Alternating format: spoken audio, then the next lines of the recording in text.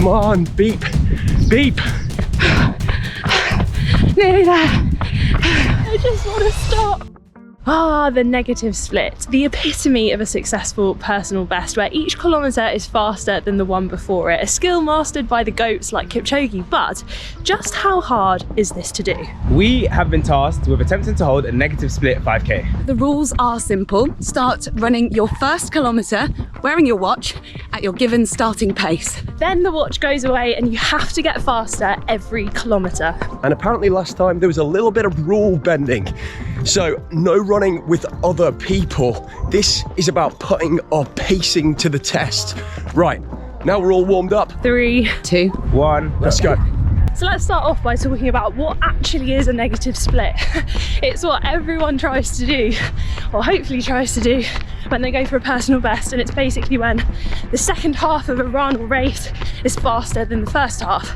So we're taking it to extremes today by making every single kilometre faster than the previous one, but a negative split in a marathon would just mean that your second half marathon is faster than your first. I've been told no sneaky tactics this time, so I hope everyone else is sticking to those rules. My only tactic is to have come to Rugby Park Run. I'm not doing the full park run course though, because there is a massive hill that you have to do twice. So I'm just going to do the first loop all around on path, which is flat. That's allowed, right? I feel nervous now that I'm breaking rules that haven't been set. I don't want to get told off. The plan is go off a little bit slower than 5K PB pace, and then pick it up about 5 seconds every kilometre until I'm faster than 5K PB pace, and hopefully land myself a new 5K today.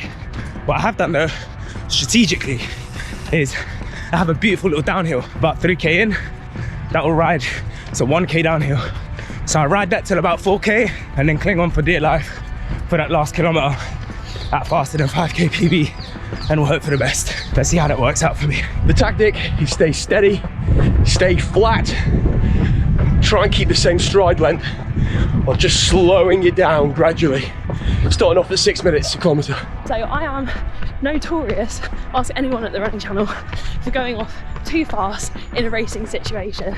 And if I do that today, oh gosh, like I'm doing right now, then I've got no chance. So let's just calm down. My starting pace is 5:45 per kilometre. Got a little caveat, not an excuse, but I did run the hardest race I've ever run less than a week ago. So this timing is not great. I did a 30-kilometre mountain race in Italy, and with every step, my legs are screaming. I'm sure I'll warm up into the groove, I hope. So what am I actually training for?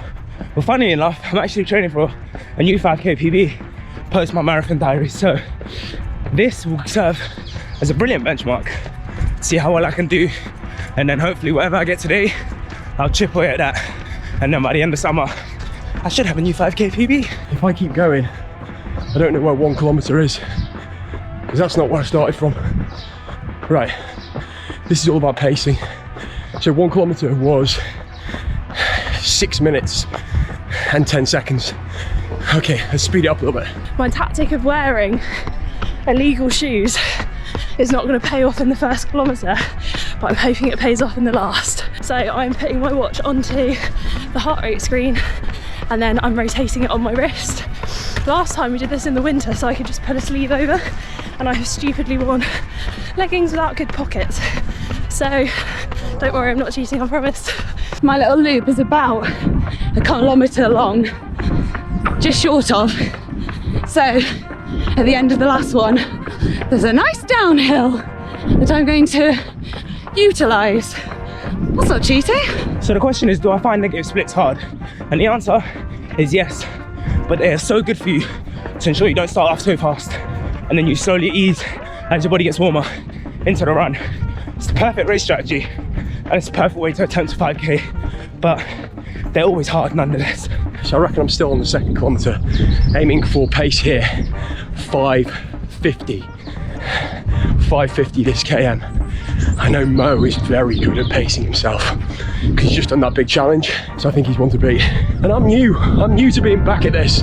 I feel like this challenge literally goes directly against my running mantra, which is run the mile you're in, because all I am thinking about is, can this pace that I'm running right now get any faster in the next kilometre?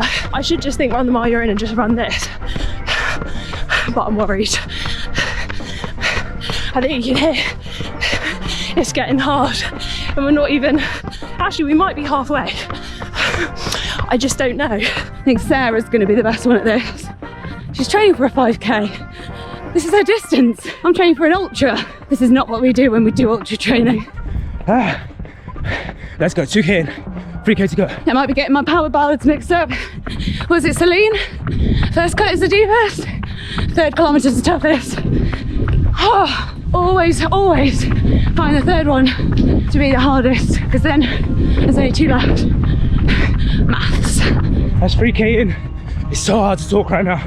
Hopefully this downhill that I'm about to run into will save me, because my legs are very, very tired. Wow, I'm out of breath. Okay, into the 4th kilometre. My watch just beeped again. I am struggling, really struggling. But at least now I know I've got 2 left. The last one is just all out as fast as I can go. This one, I'm just dropping slightly back from that. Whatever that might be, I do not know. I reckon Anna and Rick are going to be really good at this. Rick is so dialed into pacing right now and 5Ks because he's coming back from his knee injury.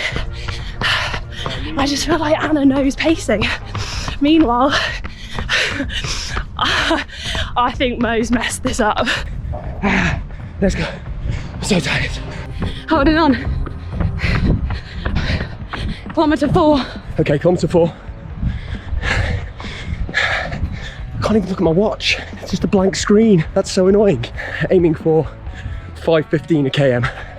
It's got to be kilometre 4 now. It's got to be. So you've got to pick this up. Pick this up. I think the hardest thing with pacing is that it's hard enough knowing where your red line is in a 5k when you know how much longer you have to run.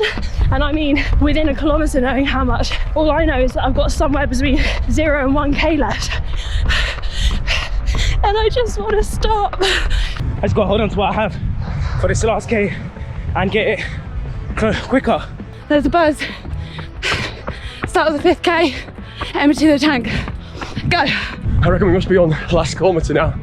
So 5:10, 5:15, under 5:20 pace. Let's go. Problem is I'm shattered. First challenge back. I keep saying in my head, form check, knees up, head up, sprint finish. Is this the sprint finish? I genuinely don't know. I feel like I might have done this, but I also have no idea. Just check. That was the buzz. That was the buzz. Holy, wow. So much harder than I expected it to be. Wow, didn't catch my breath. Oh my God. The watch just went off. That was so hard. I held my splits as good as I could until that last one. That hill threw me off. I really thought it was the cheat code and it turned out to be my enemy. Right, results. I got 6 minutes, 37. Oh, the 3rd kilometre. I failed on the 3rd kilometre. And then it went all right. 1 kilometre out. That is really tough, you know. I'd find that hard enough doing it with a watch. So without a watch, you may as well have put a blindfold on me. Oh no! I'm guessing that doesn't count unless we go to the millisecond, in which case I've smashed this. 4:59, 4:35.69, 4:35.04, 4:28.06, 4:21. Oh, gutted. Gutted. I knew it wasn't going to be the end that got me. I knew it was going to be the 2nd kilometre, and it was. Done. And the results are in. I did it! I'm so chuffed. That was really hard. There were times when my legs felt like lead. If you've enjoyed this video, then make sure you go and check out the time that we tried to run a world record pace around a track. Things got pretty competitive.